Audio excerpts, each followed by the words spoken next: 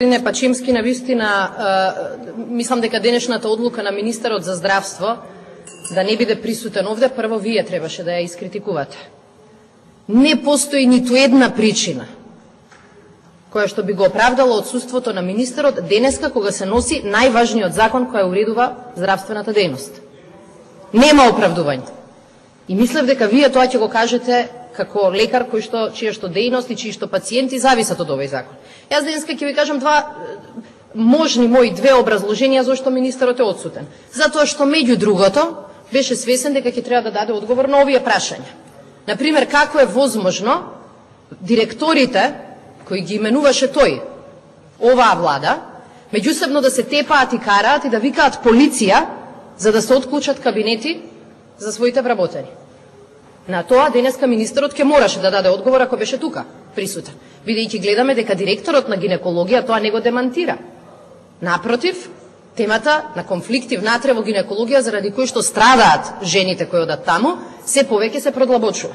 Денеска да беше дојден министерот овде, ќе требаше да даде одговори на прашањата околу најфаворизираната градежна фирма и во ова и во едно друго министерство, вие од Вевчани, која што е поврзана со родбински врски и со ваш колега пратеник од ВМРО ДПМН.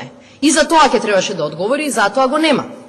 Меѓутоа, би сакала да ве прашам како се чувствувате вие, како лекар кој што долго време бил во оваа дејност, кога ќе чуете дека Министерството за здравство од нашите пари, како осигуреници, планира веќе пред 15 дена почнале да спроведуваат не само анкета, туку некоја чудна анализа на квалитетот на здравствените услуги во кој Институтот за политички истражувања, инаку формиран од човекот кој е поранешен асистент, помошник на председателот Иванов и кој што стана девојка за се, експерт за се, еве денеска дава експертиза за не само политичките случувања во Македонија, дава и експертиза како требало да се лобира во меѓународните институции, тој човек ќе добија 40.000 евра од Министерството, без тендер, тоа се подразбира, за да испитува колку е квалитетен здравствениот систем.